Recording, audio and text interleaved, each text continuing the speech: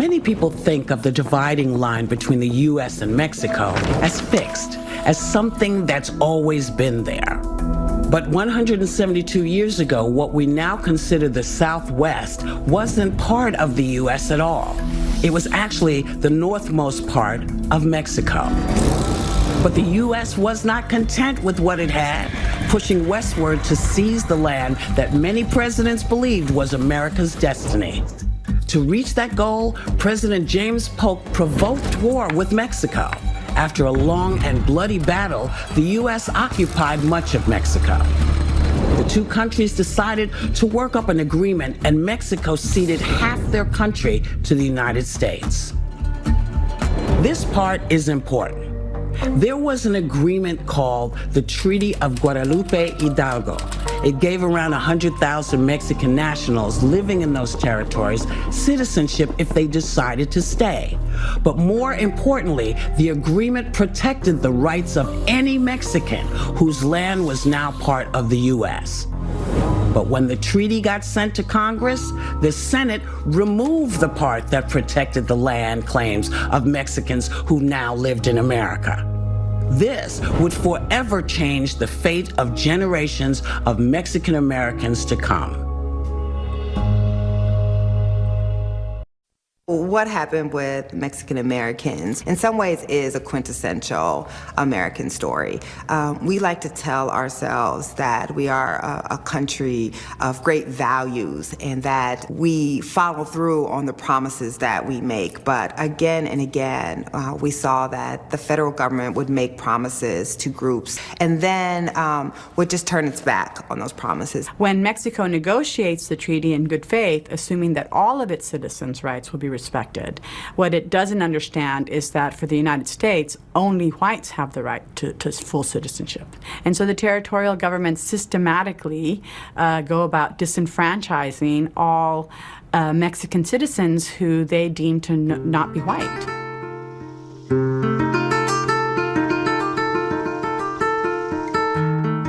So this is a collection of documents that spans all the way from the late Spanish colonial period all the way through the 20 years into the U.S. territorial period. This grant goes from a over 400,000 acre grant to a 1,422 acre grant. So this is the 38,000 acres, and they're reduced down to about 4,500 acres. You know, the longevity that we have in this place, you know, that these communities existed 100, 150 years before the Treaty of Guadalupe Hidalgo.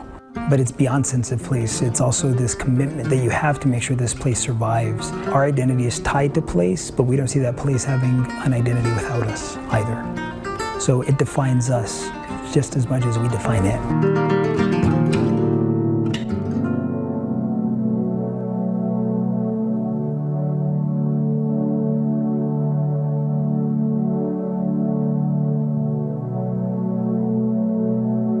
It hurt my father deeply because he fought to the very end, you know, telling people you can't do this, you can't do this. Once you sell your land, that's it. You're nothing. You lose your culture, you lose everything. This land should have never been sold, it should still be ours.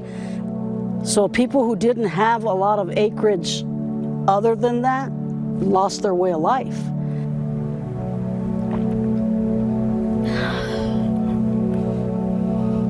I just don't think people get the passion that's attached to this.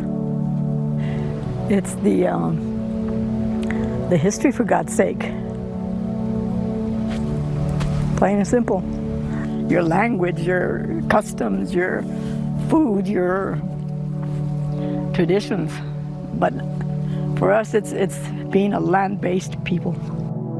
Today there's a lot of rhetoric about the Mexicans and anti-Mexican. It does hit me in the heart. They're bringing drugs, they're bringing crime, they're rapists. What happens when the vast majority of those people are dispossessed and that land is given to white settlers? The representation of Mexicans as these barbarous Indians, that's enunciated every day when we hear Mexicans described as rapists, murderers, and thieves. We always worked hard. And we made a living and we did the right thing. So when they talk about lazy Mexicans or these Mexicans are all drug dealers and murderers, I'm like, where? I haven't seen that. I'm not. you know? Some of these questions of racism that are resurfacing, you know, for communities like us, we know it's never gone away. It's not like a surprise or a shock that, oh my gosh, like, how did this country become so racist? We've always felt it. We've always known it. We've been on the receiving end of it, either through the institutions, through the bureaucracies, or at the individual level.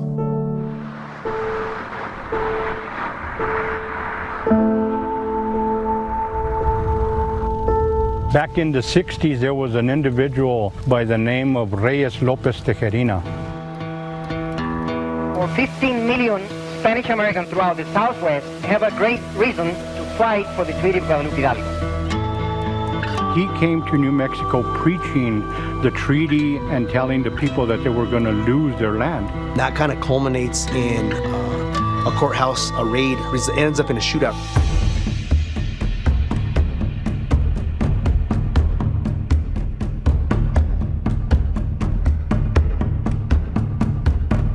Like, hey, there's a civil war in New Mexico and these people are fed up, and they send in the National Guard.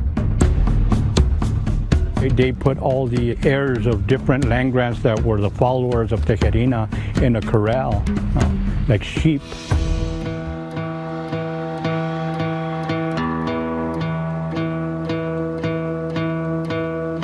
So the move to Chicano, Chicanx, is precisely a move to reclaim our own indigenous heritage, our own original belongings to these territories, right? That's why the Reies Tijerina, Tierra Maria movement is a huge part of the Chicano movement, because they were articulating it concretely, saying, like, we have these land grants and we want these land grants honored as per the Treaty of Guadalupe Hidalgo. He opened our eyes, he taught us, and he always said, no, change the law. And we've always tried that.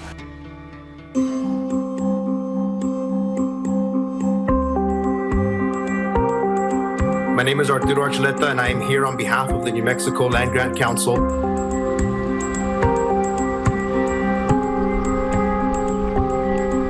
So what the current legislation does is it would create a federal definition of traditional uses on federal lands for land grant communities, access to fuel wood, for example, to heat your home, access to pasture to graze livestock, and it would also require that the federal agencies work with land grant communities and consult with them. The dream of reparation would be that we'd get our land back. I also think our communities are due some type of a reparations in terms of a monetary compensation for all the hardships that they've endured. What that figure looks like to us, if we did a calculation, probably about $2.7 billion, not to pay out individuals, but to pay out our communities for community development and to buy back land.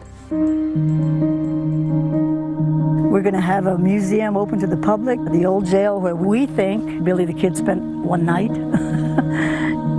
The idea is to keep the legacy alive, to not destroy and forget the history. We don't want handouts. We want to provide for ourselves. So justice would be giving us that opportunity to do that.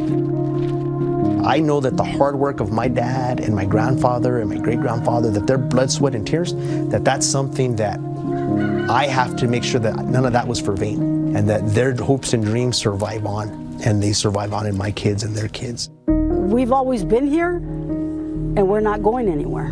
This is who we are, this is where we come from, this is our land, and we're going to protect it, and we're going to continue to be here as long as we possibly can.